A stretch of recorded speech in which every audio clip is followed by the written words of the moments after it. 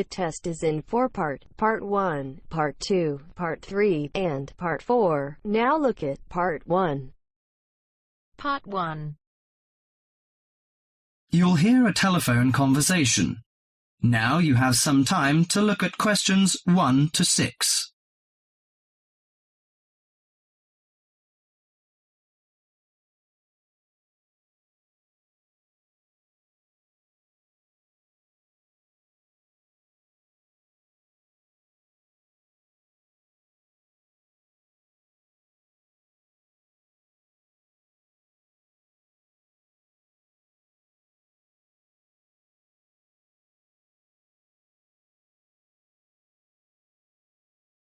Listen to the conversation and answer questions 1 to 6. Good morning, Country Comfort Albury. Oh, hi. I'd like some information, please. I'd like to find a double room to stay for the weekend. What kind of rooms do you have? Well, we provide a variety range of accommodation depending upon your likes. The guest house room costs $45 per night. It provides air conditioning and shower, and a waterfront room costs $80 per night. It has got its own balcony overlooking the foreshore of the lake. We've got a kid. How do you charge for children? Extra bedding is available if you require that. If the kid is aged 12 and below, the cost is $10 per night for the guest house room and $15 for the waterfront room. Do you have a swimming pool, tennis court, or something like that? Yes, we've got a swimming pool, which is free for all the guests. But the tennis court charges $8 each hour, including the rent of rackets. How about other facilities? We provide free off-street car parking and internet access.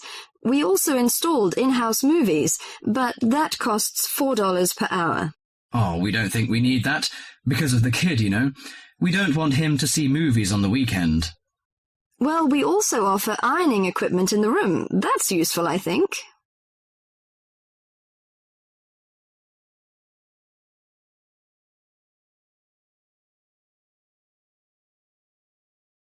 Before listening to the rest of the conversation, you have some time to go through the questions 7 to 10.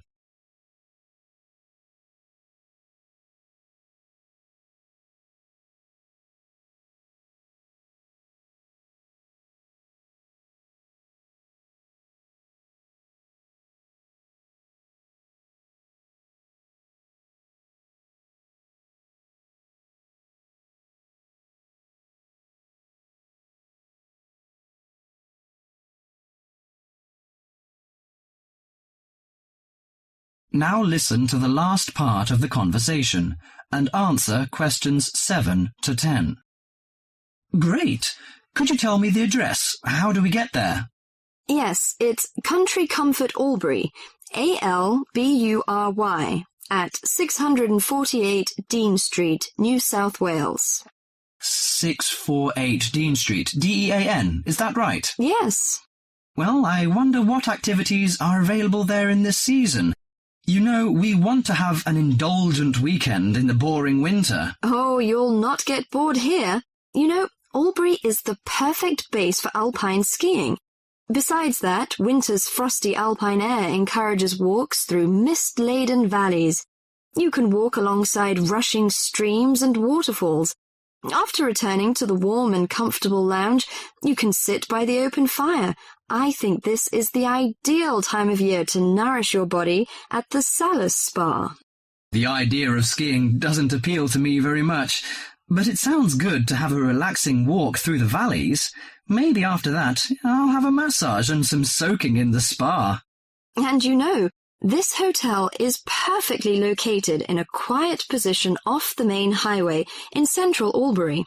It's within walking distance of licensed clubs, restaurants, shops, and the central business district. It's known for its excellent cuisine and warm Australian hospitality. Good. It's a good idea to taste the tasty dishes in one of the restaurants. My wife may be interested in shopping. She's always keen on that. I think I'll contact you later. Thank you very much. That is the end of Part 1.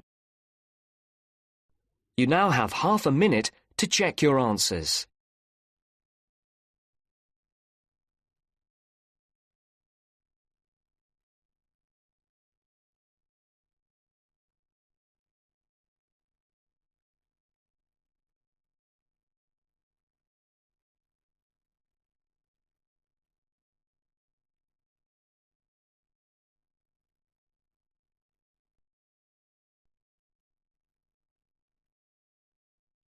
Now turns to Part 2. Part 2. You will hear two students discussing a project they have to do as part of a literature course on great books.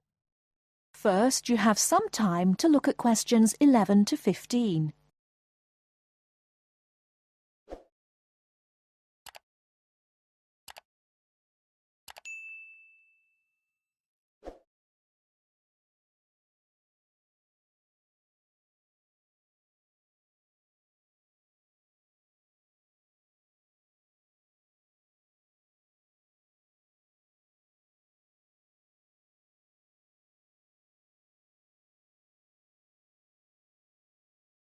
Now, listen carefully and answer questions 11 to 15.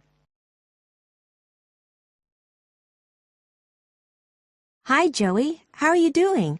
I heard you were sick. Oh, hi, Olivia.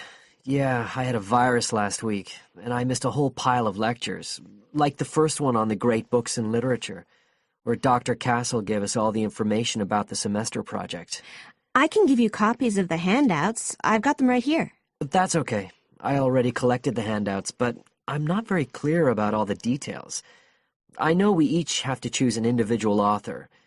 I think I'm going to do Carlos Castaneda. I'm really interested in South American literature. Have you checked he's on the list that Dr. Castle gave us? We can't just choose anyone. Yeah, I checked. It's okay. Who did you choose?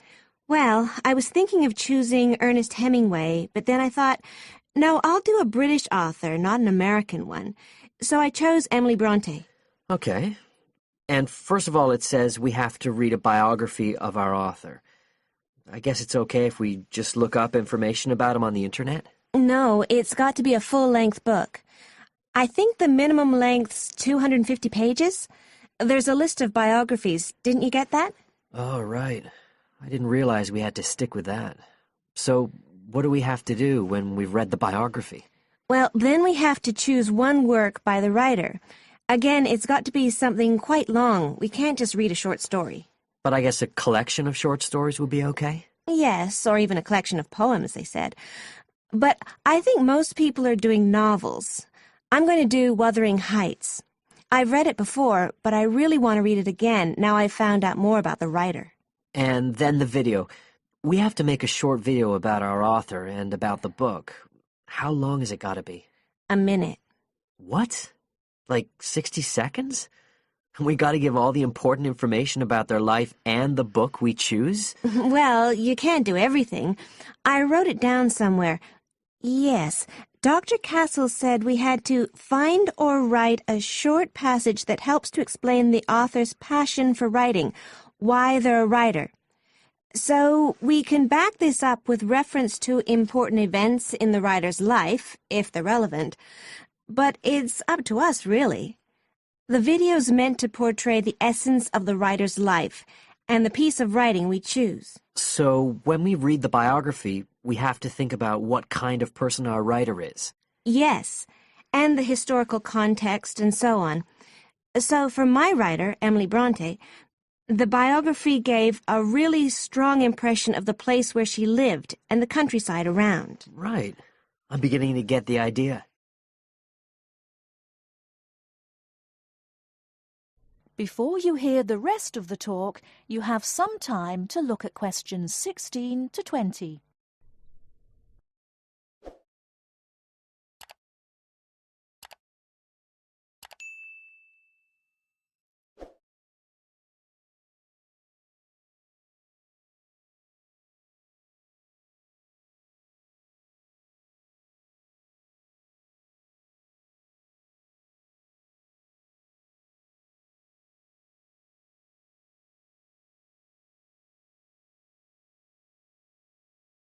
Now listen and answer questions 16 to 20. Can I check the other requirements with you? Sure. The handout said after we'd read the biography, we had to read the work we'd chosen by our author and choose a passage that's typical in some way, that typifies the author's interests and style. Yes, but at the same time, it has to relate to the biographical extract you choose. There's got to be some sort of theme linking them. Okay, I'm with you. And then you have to think about the video. So are we meant to dramatize the scene we choose? I guess we could, but there's not a lot of time for that. I think it's more how we can use things like sound effects to create the atmosphere, the feeling we want. And presumably visuals as well? Yeah, of course. I mean, I suppose that's the whole point of making a video. But whatever we use has to be historically in keeping with the author. We can use things like digital image processing to do it all. So we can use any computer software we want? Sure. And it's important that we use a range, not just one software program. That's actually one of the things we're assessed on. Okay. Oh, and something else that's apparently really important is to keep track of the materials we use and to acknowledge them. Including stuff we download off the internet, presumably? Yeah, so our video has to list all the material used with details of the source in a bibliography at the end. Okay. And you were talking about assessment of the project. Did they give us the criteria? I couldn't find anything on the handout. Sure. He gave us them in the lecture. Let's see, you get 25% just for getting all the components done. That's both sets of reading and the video. Then the second part is actually how successful we are at getting the essence of the work. They call that content, and that counts for 50%. Then the last 25% is on the video itself, the artistic and technical side. Great. Well, that sounds a lot of work, but a whole lot better than just handing in a paper. Thanks a lot, Olivia. You're welcome.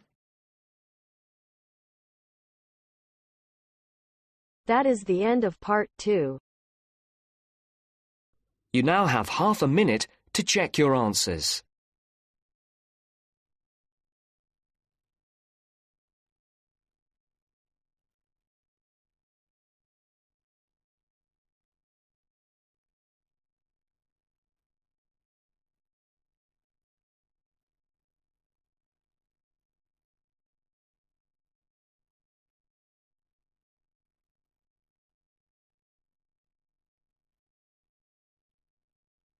Now turns to part 3.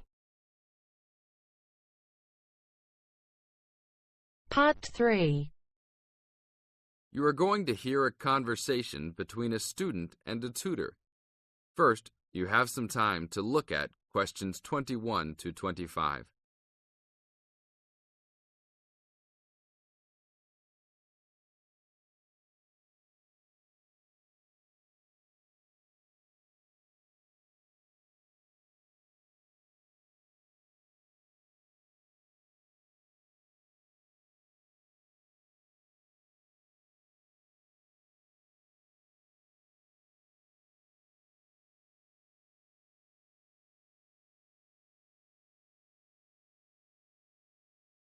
Now listen to the tape and answer questions 21 to 25.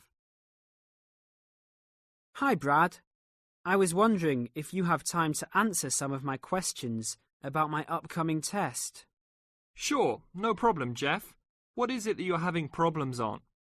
Well, it's for my English final. We have to prepare a 5-minute speech to present in front of the whole class, including the professor. So I'm a little bit worried. Is there any specific topic, or can you do it on whatever you want? It has to have something to do with the origins of English literature. I'm thinking of doing it on Shakespeare, but I bet many other students will have the same idea. That's fine. Don't worry if others are doing the same thing. As long as you do a good job, that's all that counts. A good professor will grade all students fairly. You really think so? I suppose Shakespeare is the most famous author, so it should be fine. Besides, Shakespeare has so many works. You only have to choose a couple of them and talk about those. I guess you're right. Do you have any advice about how to prepare a speech? First, you need to select your topic. Have you done this yet? Yes, I have lots of information on Shakespeare. Good. Next, you should do a research on a specific topic. Do you have a deadline for which to turn in your speech topic? The deadline is next Tuesday. So you should have a detailed outline of what you will say by then. Do not just turn in a piece of paper saying Shakespeare on it.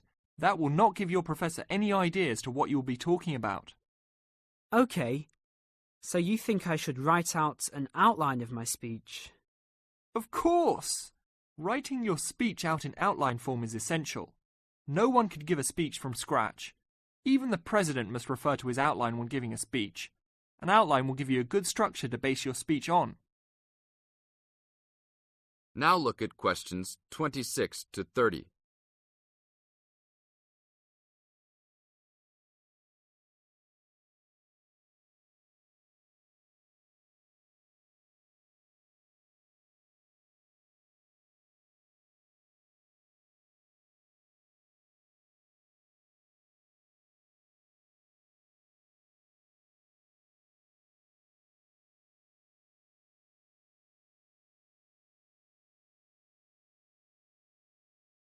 Now listen to the tape and answer questions 26 to 30. That's true. I was thinking that I would do an outline last, after I figured everything out. But I think your idea is better. What should I do after I have an outline prepared? You should then write the speech out, word for word, what you're going to say. This is so you'll have a firm idea of what you will say. It doesn't mean that the speech you will give will be exactly the same, but at least you have a fairly good idea what the final product will be. At this point, I can read it over for you if you want. Really? That would be great. I would appreciate that so much. No problem. Once you write it out, the next step is to practice giving the speech. At first, you can do it in front of the mirror, so you can see your expressions in your presentation. After that, you should practice giving your speech to some friends. I can listen to it for you too. That's a great idea. I really owe you a big favour then. Sure, you can do my Latin homework for me. Just kidding. Seriously, don't worry about it. I can help you with anything you need. So when is the speech due? Well, the speech topic is due next Tuesday. The speech itself will be due next Friday. I can help you any time you want because I have no tests this next week. Besides, I'm an English major and Shakespeare is one of my favourite authors, so helping you out will be no big deal. Thanks so much. Well, I'm going to the library to get started on all this. I'll call you tomorrow. See you tomorrow then. That is the end of part 3. You now have half a minute to check your answers.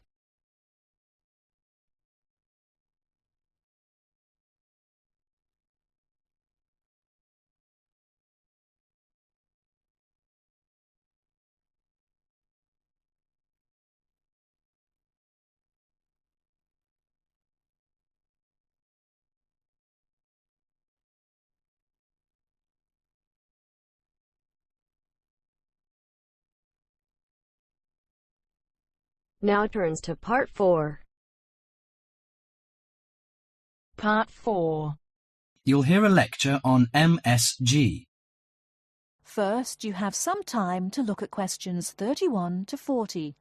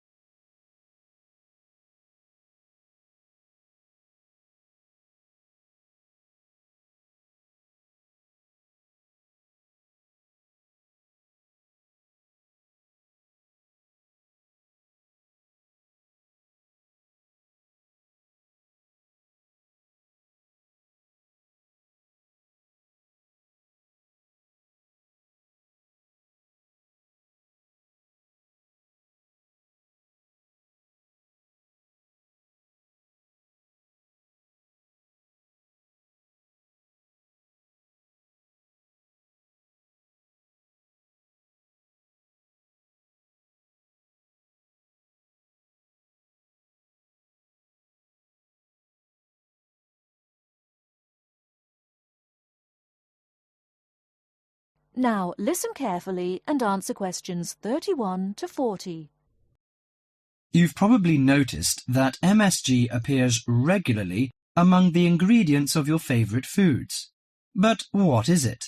How long has it been used? How is it used? MSG, or monosodium glutamate, is a chemical commonly used to add flavour to salty or sour-tasting foods. The average person knows almost nothing about it, but today MSG is found in everything from potato chips to soup. Its principal component is an amino acid called glutamic acid or glutamate.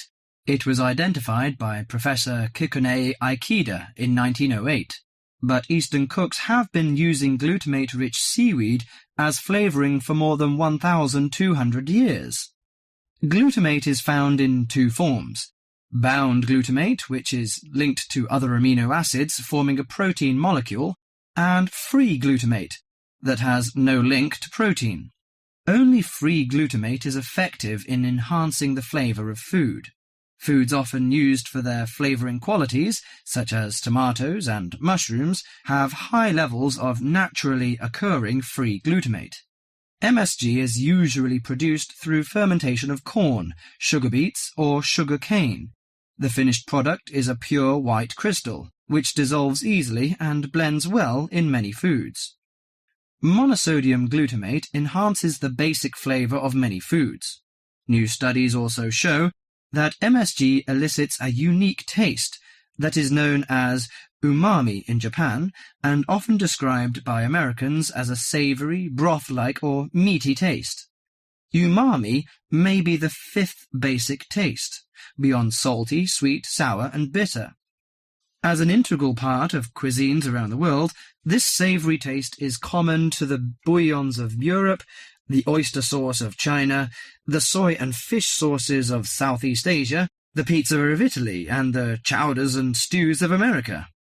MSG helps bring out the best natural flavours in a variety of foods such as meat, poultry, seafood, and vegetables. While MSG harmonises well with salty and sour tastes, it contributes little or nothing to sweet or bitter foods. Results of taste panel studies indicate that a level of 0.1 to 0.8% MSG by weight in food provides optimum enhancement of the food's natural flavour. This is within the range of glutamate that naturally occurs in foods. Approximately 1/2 teaspoon of MSG is an effective amount to enhance the flavour of a pound of meat or 4 to 6 servings of vegetables or soup. MSG is a self-limiting substance. Once the proper amount is used, adding more contributes little to food flavour. Overuse of MSG, as with many other seasonings and spices, may cause some foods to have an undesirable taste. There is simply no substitute for wholesome, quality food and good cooking techniques. MSG makes good quality food taste better, but will not improve the flavour of poor quality food. Disturbingly, scientists have known since the 1960s that MSG kills brain cells in young animals. Further research suggested that MSG may also be responsible for ailments ranging from skin rashes to irregular heartbeat and depression. Reports vary on just what percentage of the population is sensitive to MSG. One researcher put the figure as high as 30%, but food industry-sponsored studies have suggested it as low as 1 to 2%. Baby food manufacturers agreed to take MSG out of their products in the 1970s. That is the end of part 4. You now have half a minute to check your answers.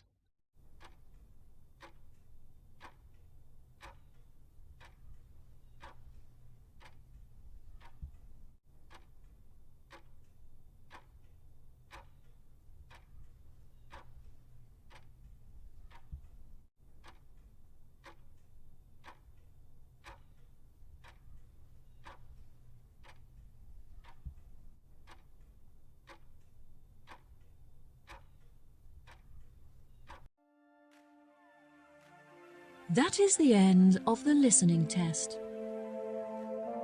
In the IELTS test, you will now have 10 minutes to transfer your answers to the answer sheet.